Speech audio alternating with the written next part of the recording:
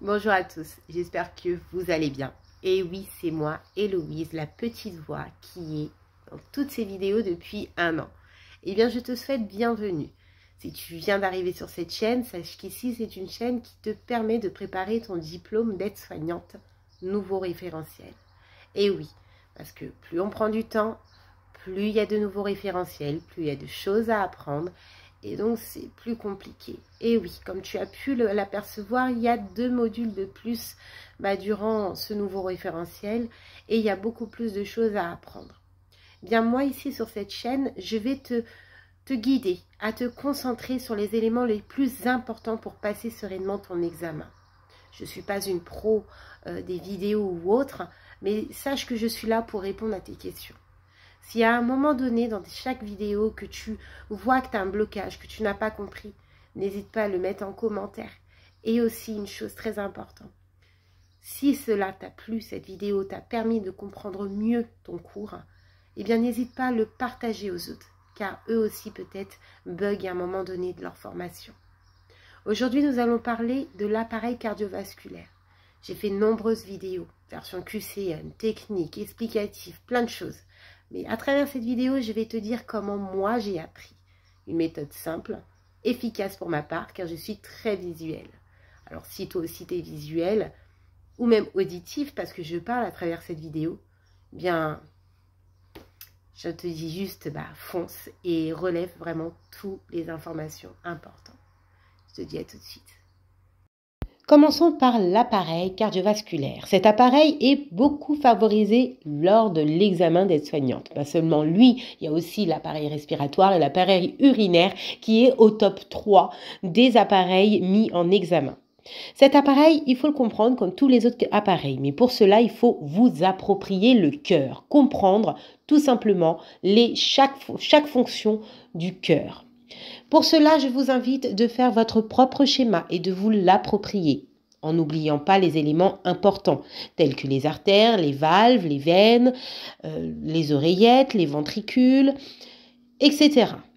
Je vous montre un petit peu mon schéma qui m'a été aussi d'une grande aide lors de mon cursus aide-soignante. Le cœur a 2 parties. La partie gauche riche en O2 et la partie droite pauvre en O2.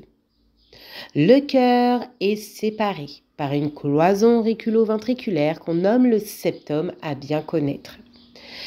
Le sang va rentrer par la veine cave supérieure et inférieure, puis rentrer dans l'oreillette droite. L'oreillette droite va se contracter.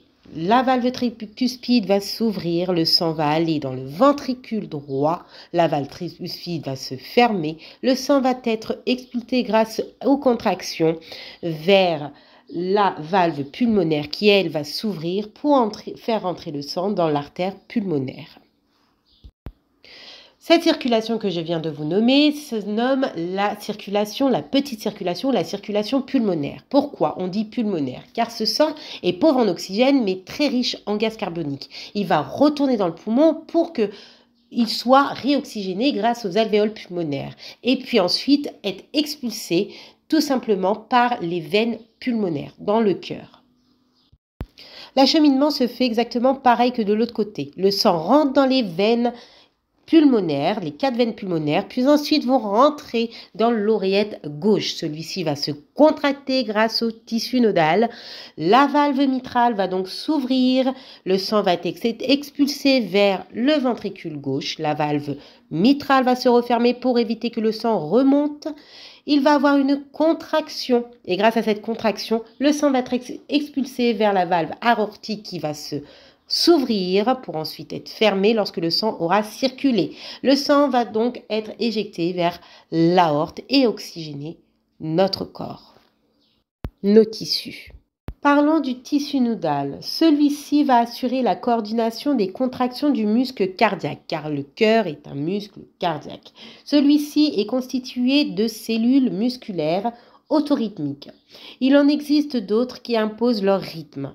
Le nœud sinusal, qui est situé dans la paroi des oreillettes, le nœud auriculo-ventriculaire, qui, elle, est situé dans le septum interauriculaire, le faisceau de His, qui est situé dans le septum artère ventriculaire, le réseau de Purkinje, qui est situé dans la paroi des ventricules. Les éléments importants qu'il faut savoir sont: les cellules doivent pouvoir bénéficier d'un apport continu en nutriments, en oxygène. Le dioxyde de carbone et les autres substances de déchets doivent, eux, être collectés et éliminés. Cette fonction va appartenir à l'appareil cardiovasculaire, qui comprend le cœur et les vaisseaux sanguins. Le cœur se trouve dans la partie gauche du thorax, le médiastin. Le cœur est donc un muscle strié qui a un fonctionnement automatique, pèse environ 300 grammes. Il se situe entre deux poumons au-dessus du diaphragme sur lequel il repose. Il est protégé par les côtes et le sternum. Le cœur droit et gauche qui ne communiquent pas l'un avec l'autre. Les deux parties du cœur sont séparées, comme je vous ai dit tout à l'heure, par la cloison auriculo-ventriculaire, le septum. À retenir, le myocarde possède un système de contraction autonome, le tissu nodal. Le myocarde est tapissé à l'intérieur par l'endocarde et l'extérieur par le péricarde. À bien connaître. Il existe 3 temps. La systole auriculaire, qui est tout simplement la contraction des oreillettes. Puis, le second temps, la systole ventriculaire, qui est la contraction des ventricules.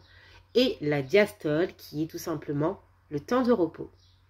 À bien connaître, les artères coronaires sont des vaisseaux nourriciers du muscle cardiaque et prennent naissance au niveau de la grosse de la aorte. Maintenant, du mécanisme du retour veineux. La pression du sang dans les veines étant très faible, il faut l'association de plusieurs mécanismes pour que le sang revienne vers le cœur droit. Il faut savoir que la tunique interne des veines possède des valves en forme de nid de pigeon, qui vont donc, elles, empêcher le sang de revenir en arrière. Mais également, la poussée exercée par le sang artériel va du coup favoriser le sang pour qu'il revienne vers le cœur droit. L'effet de pompe exercé par le muscle strié également. La pression négative dans l'oreillette droite. L'effet de pompe du diaphragme lors de l'inspiration. Donc voilà, j'espère que cette vidéo t'a beaucoup plu, t'a beaucoup servi. Comme d'habitude, si ça t'a plu, n'hésite pas à mettre un petit pouce vers le haut. Cela m'aide moi à voir si ça aide ou pas. Ça m'aide aussi à voir que ça plaît et du coup je continue. Et puis donc voilà, Donc voilà, n'hésite pas à faire ton propre schéma. Il est important de t'approprier ton propre schéma, mon ami. Comme ça, même si ça ressemble à rien, que tu te dis c'est pas un cœur. Mais si, dans ton fonctionnement à toi, c'est un cœur. Même si pour les autres, c'est pas un cœur, mais pour toi, ton fonctionnement à toi, c'est un cœur. Voilà, de bien s'approprier les choses. Faites les choses vraiment pour vous aider. Voilà. Alors, en début d'année, on va vous donner, si vous n'avez pas commencé le cursus, un petit calepin avec des schémas à apprendre par cœur. Ces schémas-là, il faut les apprendre par cœur, évidemment. Mais quand je vous dis faites vos propres schémas, donc apprenez par cœur le schéma, mais faites vos propres schémas pour comprendre le fonctionnement. La circulation, les machins, les patins, c'est plus facile. Essayez au moins de faire ça. Vous allez me dire si ça réussit chez vous ou pas. Et donc, voilà. Concernant l'examen, alors, si vous ne saviez pas encore, vous allez arriver en début d'année avec beaucoup de choses à apprendre. Vous n'allez pas savoir où mettre la tête. Votre classeur va augmenter de volume en 2-2. Vous allez être complètement perdu. Mais c'est pour ça qu'il est important que je vous précise, il faut connaître les éléments importants. La pharmacologie. N'apprenez pas par cœur. Ça ne sert à rien. Vous n'allez pas être infirmier. Du moins, là, vous passez votre diplôme d'aide-soignante.